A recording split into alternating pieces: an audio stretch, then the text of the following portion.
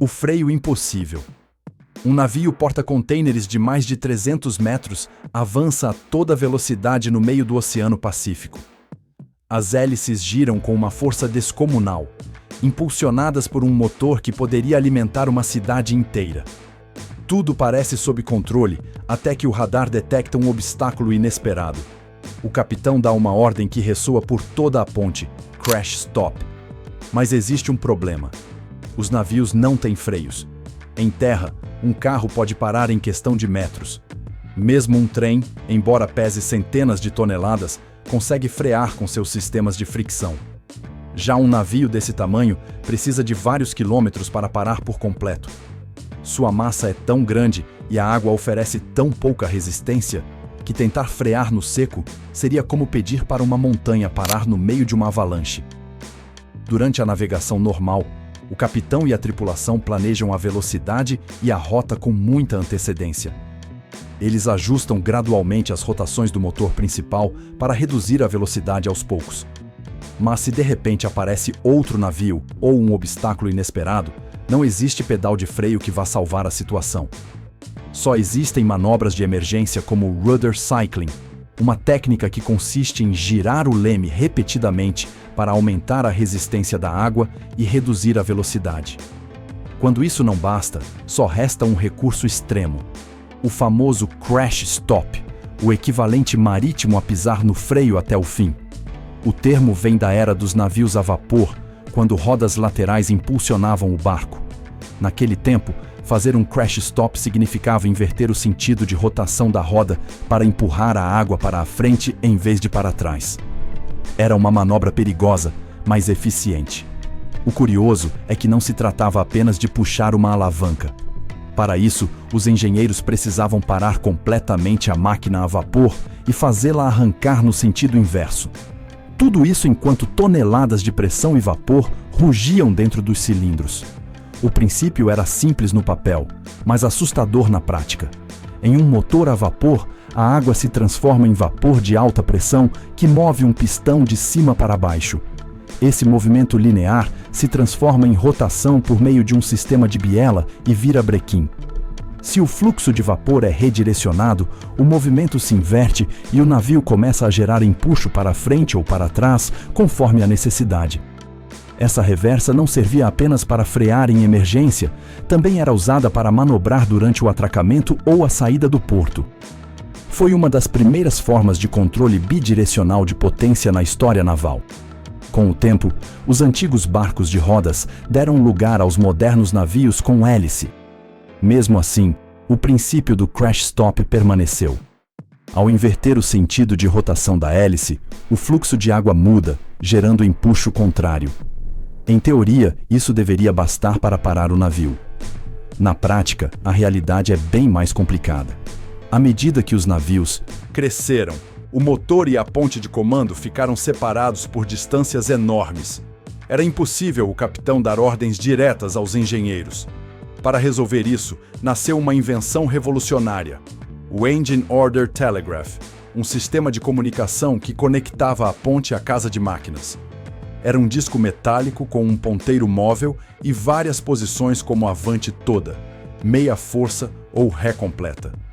Quando o capitão movia a alavanca, o mesmo movimento se refletia em um mostrador idêntico na casa de máquinas, acompanhado de um sino que alertava o engenheiro. Ele precisava confirmar a ordem movendo a própria alavanca para a mesma posição. Em situação normal, isso era suficiente.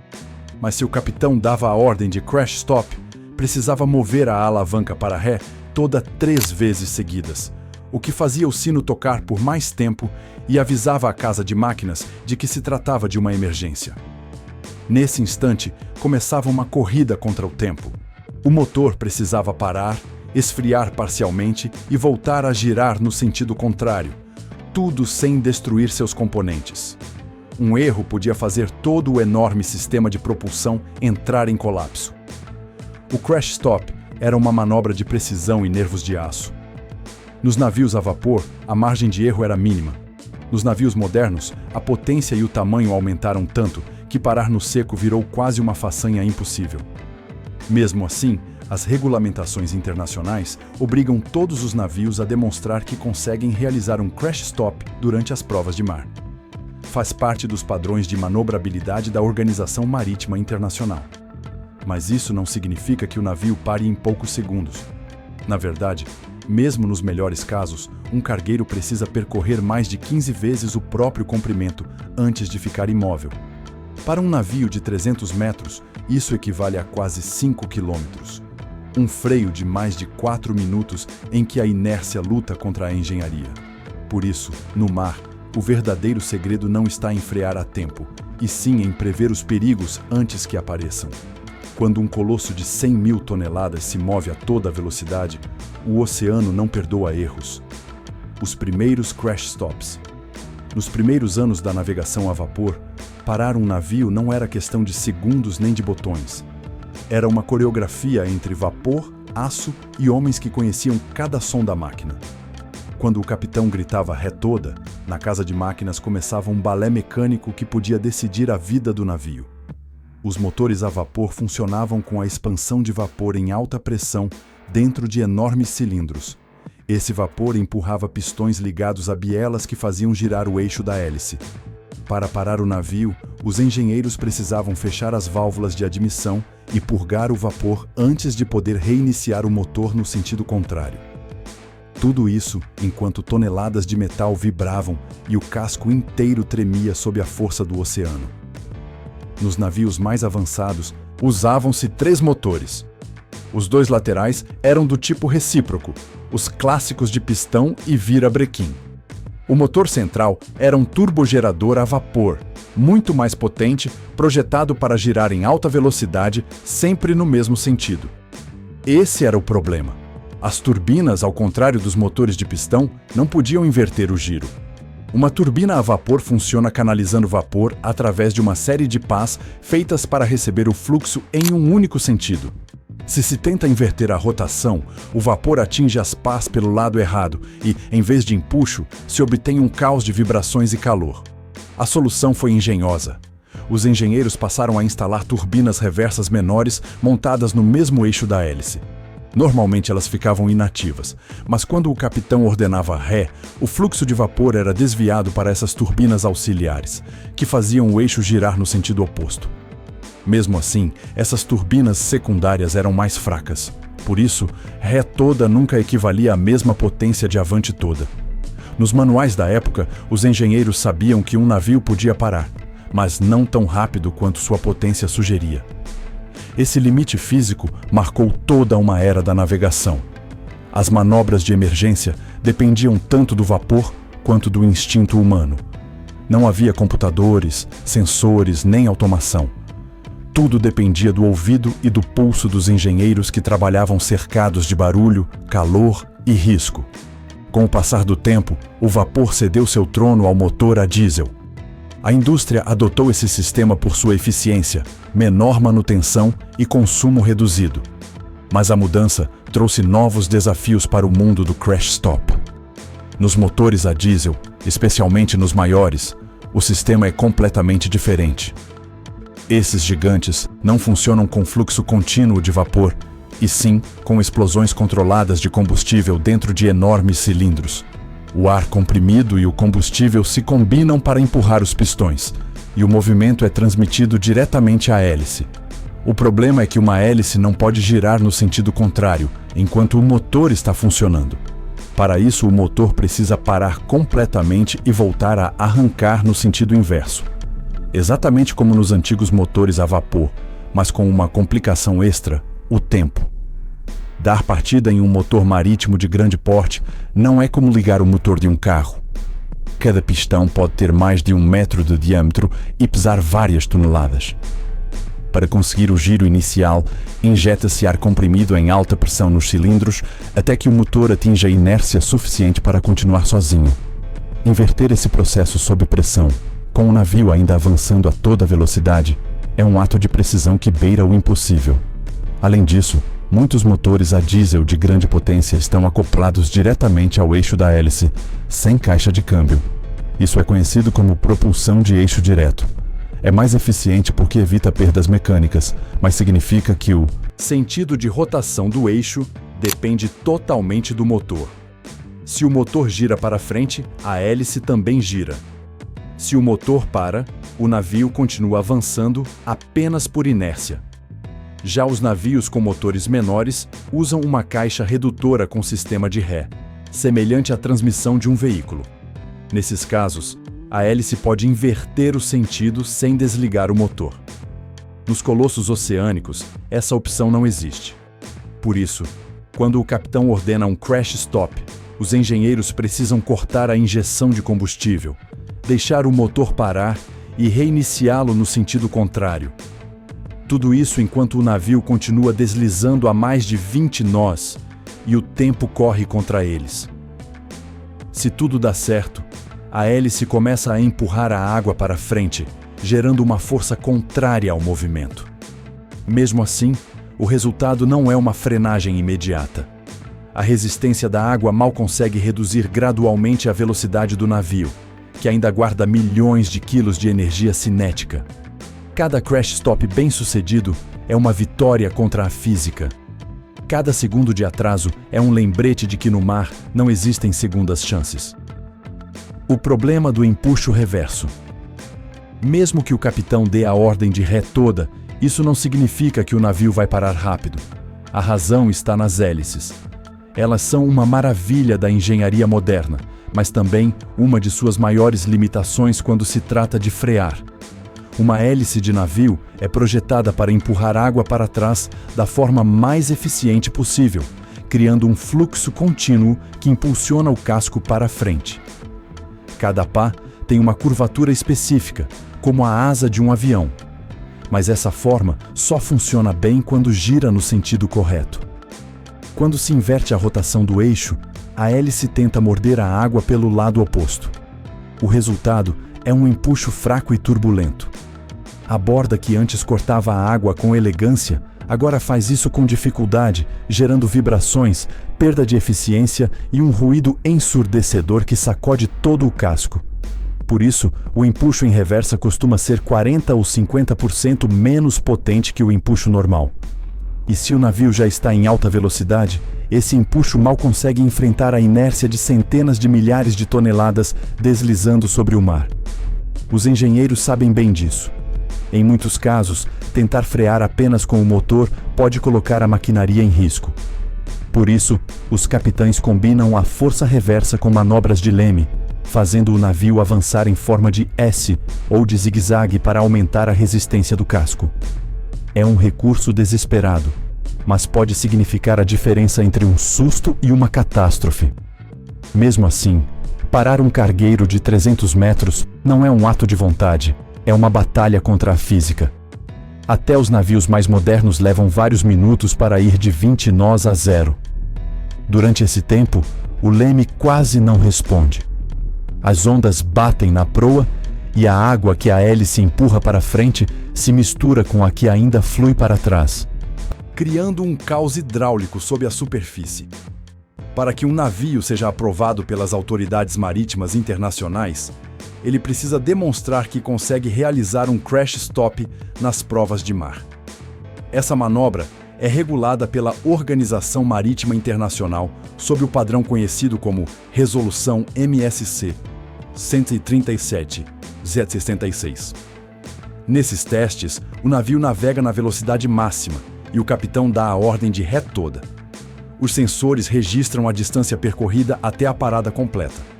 Para ser aprovado, o navio não pode ultrapassar 15 comprimentos do próprio casco, algo como 4 ou 5 quilômetros em um cargueiro médio. Em casos especiais, os países podem permitir até 20 comprimentos, mas nunca mais que isso. Embora pareça exagerado, essa distância é considerada um sucesso em termos navais. Significa que o navio conseguiu parar sem perder o controle e sem danificar o motor. O impressionante é que em terra firme, essa frenagem equivaleria a percorrer uma rodovia inteira antes de conseguir ficar parado. Os dados dessas provas são confidenciais, mas em geral, um navio de carga pode levar entre 6 e 8 minutos para parar a partir da velocidade máxima. Em uma situação de emergência, esse tempo é uma eternidade. Por isso, na engenharia naval moderna, o conceito de frear não se mede em metros, e sim em planejamento, resistência e controle de potência. Mesmo com todas essas limitações, os engenheiros não desistiram. O problema da reversa fraca das hélices levou ao desenvolvimento de um sistema totalmente novo, o Controllable Pitch Propeller, a hélice de passo variável. Essa invenção revolucionou a navegação. Em vez de mudar o sentido de giro da hélice, os engenheiros criaram um sistema que gira o ângulo das pás. Assim, a hélice pode gerar empuxo para frente ou para trás sem deixar de girar no mesmo sentido. Cada pá é montada em um eixo dentro do cubo central, e um sistema hidráulico ajusta sua inclinação. Quando o capitão ordena reduzir a velocidade ou ir em reversa, as pás mudam de ângulo, e o fluxo de água se inverte quase instantaneamente. O resultado é uma manobra suave, rápida e bem mais segura. O motor continua girando de forma estável, sem necessidade de desligar ou reiniciar. Para os engenheiros navais, foi como inventar o freio automático do oceano. Mesmo assim, até com essa tecnologia, a frenagem total continua sendo um processo longo. A água nunca vai oferecer resistência suficiente para parar de imediato uma massa tão grande. O que a hélice de passo variável consegue é reduzir o risco de colisões e melhorar o controle em manobras portuárias, onde segundos podem separar um atracamento perfeito de um desastre. Ainda assim, a maioria dos cargueiros do mundo não usa hélices de passo variável. Eles preferem as tradicionais, chamadas Fixed Pitch Propellers, porque são mais baratas, resistentes e eficientes em viagens longas a velocidade constante. Por isso, nos mares do mundo, ainda existem milhares de capitães que sabem que, se algum dia precisarem fazer um crash stop, não vão depender apenas da tecnologia, e sim da experiência, da calma e do cálculo humano. A batalha final contra a inércia. Hoje, os navios mais modernos contam com sistemas de controle que os engenheiros do século passado só podiam imaginar. Computadores que calculam a pressão da água em tempo real, sensores que ajustam a potência do motor no mesmo instante e hélices de passo variável controladas hidraulicamente a partir da ponte. Mesmo com toda essa tecnologia, a física ainda manda. A água é densa, mas não o bastante. Mesmo quando um navio coloca o propulsor em reversa, o oceano oferece pouca resistência. A massa do casco continua avançando, impulsionada por uma energia que pode equivaler a centenas de milhões de joules. Essa é a verdadeira razão pela qual um navio não pode frear no seco. Quando o capitão ordena um crash stop, toda a tripulação se sincroniza. O motor muda de ritmo, a hélice começa a girar ao contrário, as válvulas rugem e o leme busca a posição ideal. Todo o casco vibra como se estivesse vivo, desafiando a inércia. Às vezes o navio para antes do previsto. Em outras ocasiões, a distância aumenta e o oceano lembra que tem a última palavra. Os engenheiros aprenderam a trabalhar com esse limite. Nos grandes cargueiros e petroleiros, o segredo está em antecipar movimentos com minutos de margem. As rotas são traçadas com precisão milimétrica e os sistemas de navegação avisam de qualquer risco com antecedência. Em alto mar, parar não é uma opção. Então tudo se baseia em prever e reagir antes que seja tarde demais. As novas gerações de motores tentam mudar as regras. Sistemas elétricos híbridos permitem inverter a direção do empuxo sem reiniciar o motor. E propulsores azimutais, usados em rebocadores e barcos de apoio, podem girar sobre o próprio eixo, oferecendo empuxo em qualquer direção com precisão impressionante. Mas essas tecnologias são caras, complexas e pouco comuns nos gigantes do transporte marítimo. O equilíbrio entre eficiência e segurança continua sendo um desafio. Uma hélice de passo fixo, acoplada a um motor diesel de baixa rotação, ainda é a combinação mais econômica e robusta para cruzar os oceanos. Enquanto essa fórmula continuar dominando, o crash stop vai seguir como uma manobra que mistura cálculo, coragem e respeito pela física. Nas provas de mar, cada novo navio precisa demonstrar sua capacidade de parar. Não importa se é um cargueiro de contêineres, um cruzeiro ou um petroleiro. Nessas provas, o capitão leva o navio ao limite, o engenheiro prende a respiração e o mar se torna o juiz. Se tudo dá certo, o navio para dentro dos limites exigidos. Se não, o projeto precisa ser ajustado até que o colosso obedeça às leis do oceano. Fora das provas no mundo real, os capitães sabem que um crash stop não é truque, é o último recurso. Uma manobra usada quando não há saída, quando uma colisão é iminente ou quando o oceano impõe seu caos. Parar um navio não é questão de freios, é questão de tempo, massa e energia. Mesmo com toda a tecnologia, o mar sempre lembra os humanos de que existem coisas que não se detêm com um simples comando. O crash stop simboliza essa luta eterna entre a vontade humana e as forças da natureza. É o grito do capitão contra o destino, a resposta da engenharia frente à inércia. Um lembrete de que, mesmo dominando os mares, continuamos sendo convidados em um mundo que não para.